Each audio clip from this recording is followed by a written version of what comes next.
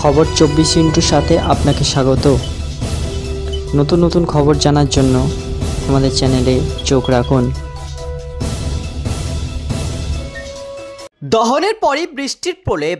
20 ও 21 March দক্ষিণবঙ্গে ঝড় বৃষ্টির পূর্বাভাস হাওয়া অফিসের পক্ষ থেকে। আপাতত সোমবার পর্যন্ত তাপপ্রবাহের সতর্কতা থাকছে পশ্চিমাঞ্চলে। রবিবার 41 ডিগ্রি ছুঁতে পারে বাঁকুড়ার তাপমাত্রা।